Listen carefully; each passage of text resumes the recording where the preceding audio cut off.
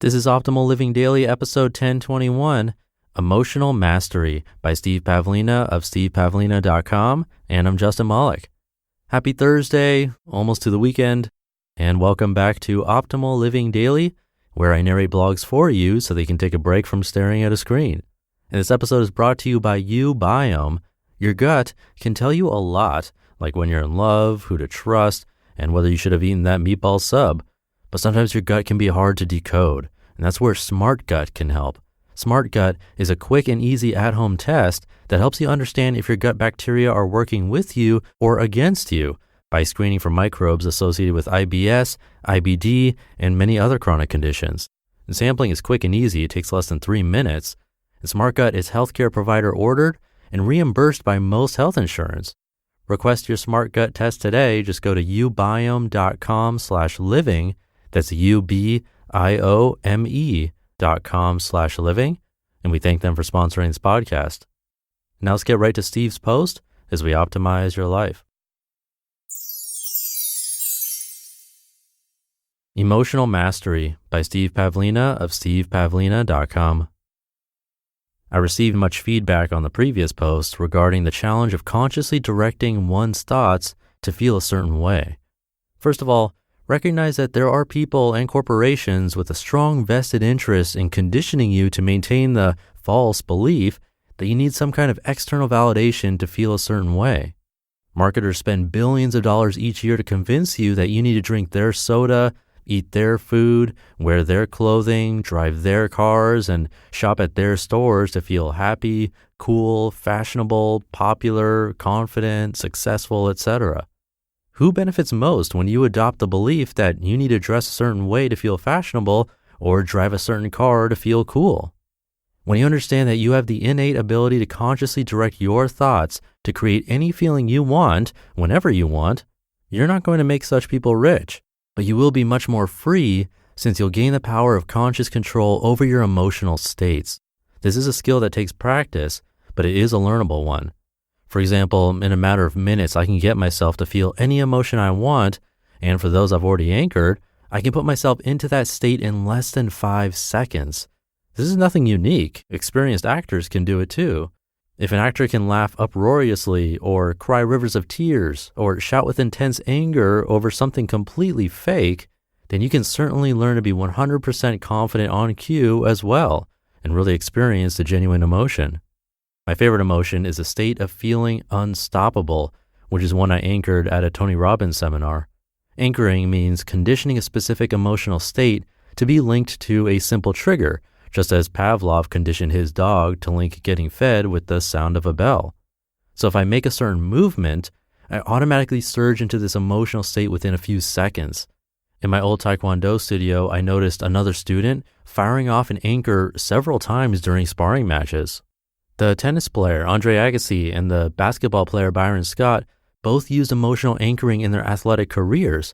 And I've read that emotional conditioning has been used by German Olympic teams with outstanding results. The U.S. Olympic teams are generally much further behind in this area. Anchoring is well covered in Tony Robbins' Unlimited Power book, and he also takes you through it directly in his live seminars, and he covers it in his Personal Power audio program. Something really cool I discovered is that once I've conditioned an anchor, I don't even have to physically fire it off. If I merely imagine myself making the particular motion, it still works. So Wednesday night when I was being introduced as the speaker, I mentally imagined myself firing off my trigger for confidence. And by the time I reached the lectern, I was feeling 100% confident. Yes, 100%. No nervousness or self-doubt whatsoever.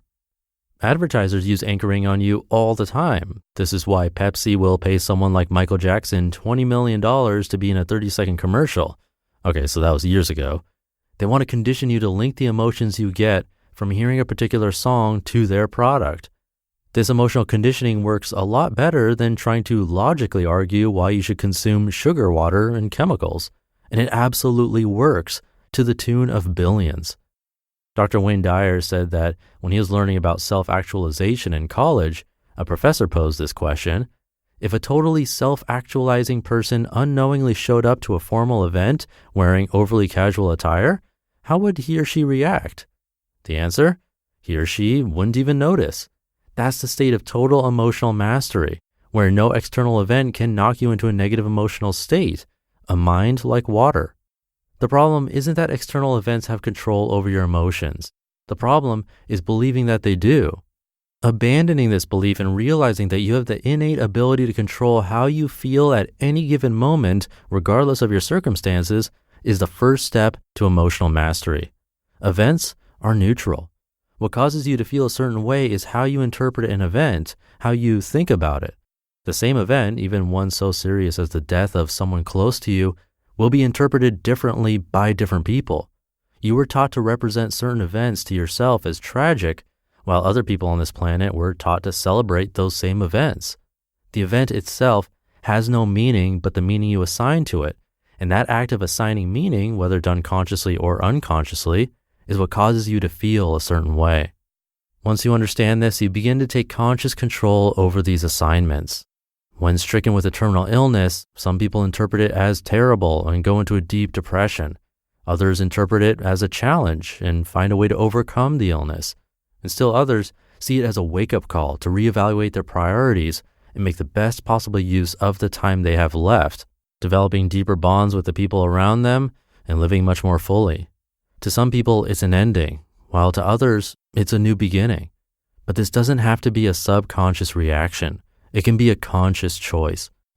Whenever something happens that you would normally say makes you depressed, you can choose to find and assign an alternate interpretation that makes you feel empowered instead of disempowered. Instead of failure, you can see a learning experience. Instead of a loss, you can focus on deepening your feelings of gratitude for what you do have. Instead of rejection, you can see a temporary mismatch and a renewed opportunity to find the perfect fit.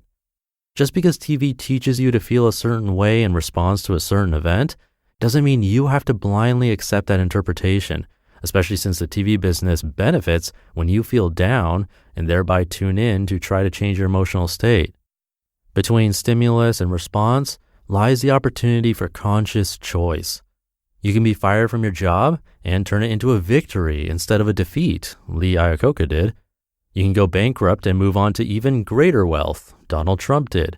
You can be injured to the point of disfiguration and turn it into an advantage to inspire others, W. Mitchell did. You can be dumped by your girlfriend, feel suicidal, and yet still bounce back, Billy Joel did. And on the other hand, you can enjoy outstanding external success and yet abuse yourself to the point of death, John Belushi did.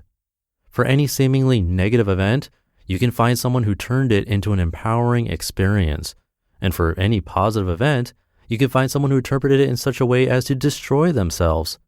Avoid the trap of letting events subconsciously control you and use the power of your consciousness to decide your own interpretation of events for the greatest good of all. When you reach the point of becoming independent of external events, you're truly free. This is a state of being detached from external events, knowing that you can exert direct conscious control over your thoughts instead of needing something external to do it for you.